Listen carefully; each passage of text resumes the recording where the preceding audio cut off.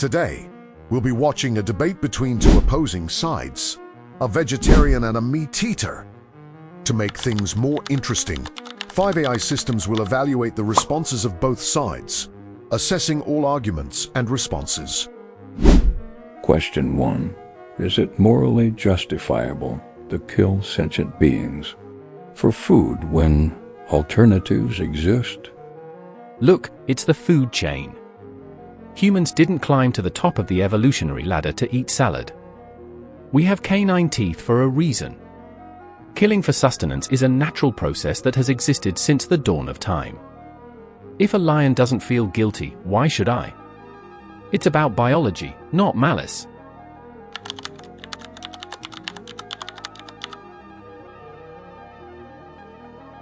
A lion doesn't have a choice. You do. We live in 2026, not the Stone Age. We have supermarkets full of plant-based proteins. Using our evolutionary superiority to justify industrial slaughterhouses is a logical fallacy. Sentience is the key. If a creature can feel pain and fear, taking its life for a 15-minute meal is an ethical failure. We've outgrown the natural excuse.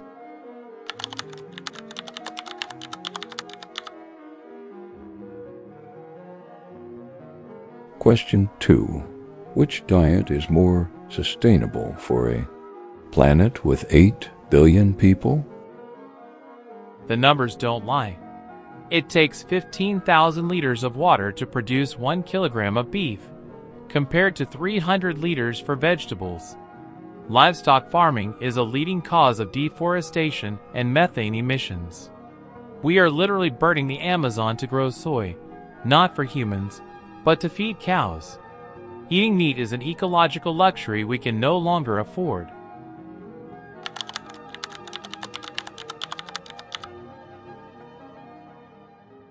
That's a simplified view. Regenerative grazing can actually sequester carbon in the soil. Also, monocrops, like the vast fields of corn and soy for vegans, destroy local ecosystems and kill millions of field mice, insects, and birds during harvest. No diet is bloodless. If I buy a local grass-fed steak, my carbon footprint is often lower than your avocado flown in from South America.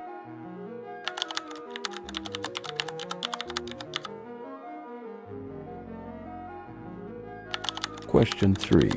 Which diet provides optimal health for the human body? Meat is the most nutrient-dense food on Earth. Heme iron, B12, creatine, and complete proteins. You can't get that from plants without a pharmacy full of supplements. Look at athletes. Most top-tier performers eat animal protein for recovery. It's what our brains were built on. A vegan diet often leads to brain fog and fatigue if you miss one pill.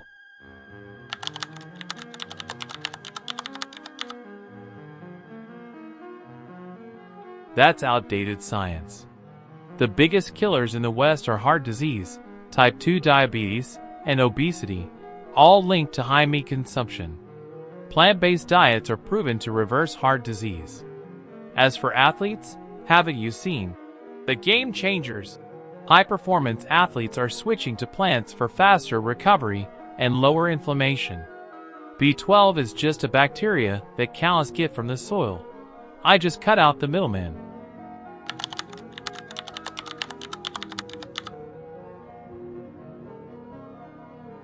Question 4.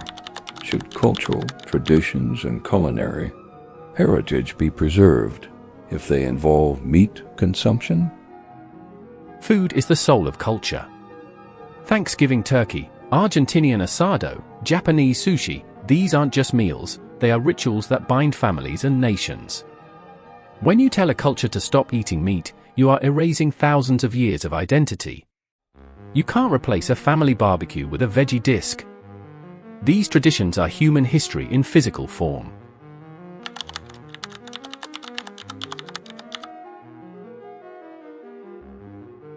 Culture is not static, it evolves. We used to have traditions, like gladiator fights and slavery, but we outgrew them because they were cruel. Heritage is about the spice, the gathering, and the love, not the specific muscle of a dead animal. We can celebrate our roots with plant-based versions that respect life. A tradition that requires suffering is a tradition that needs an upgrade.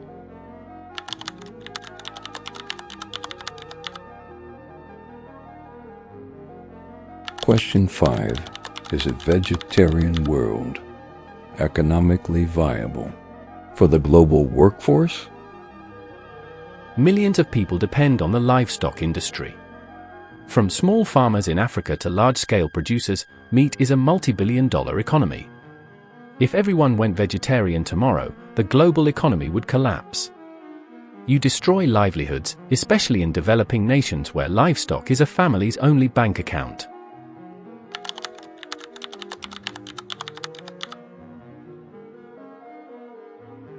That's a broken window fallacy. The money spent on meat doesn't disappear, it shifts. Think of the new jobs in vertical farming, lab-grown proteins, and plant-based tech. Plus, we'd save trillions in healthcare costs and climate disaster mitigation. The current system is only profitable because we don't pay for the environmental destruction it causes. It's a subsidized illusion.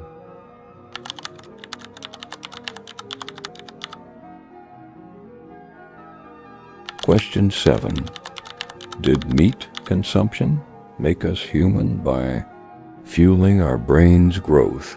And if so, do we still owe it that loyalty? It's a scientific fact.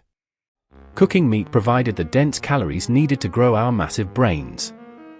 Without animal fat and protein, we'd still be primates swinging in trees. To turn our backs on meat is to deny the very fuel that created human consciousness. It's not just food, it's our evolutionary engine.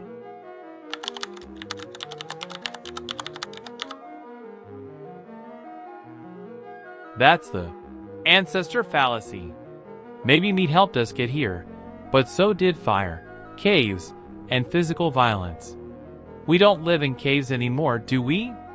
Our brains are now developed enough to understand ethics. The mark of a truly evolved brain is the ability to choose compassion over raw instinct. We use meat to build the ladder, but now we can stand on our own.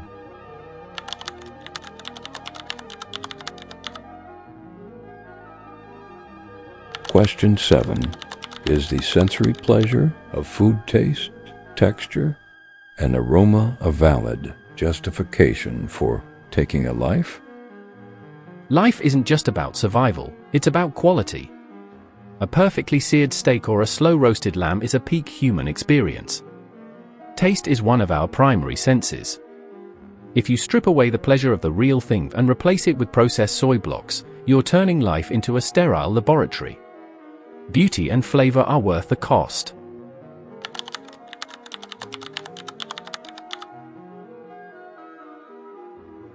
Your pleasure lasts 15 minutes. The animal's suffering was a lifetime. That's a terrible trade-off. Besides, have you tasted modern plant-based cuisine? The colors, the spices, the textures, it's an explosion of life, not death. We shouldn't need a victim to have a feast. Culinary art is about creativity, not slaughter.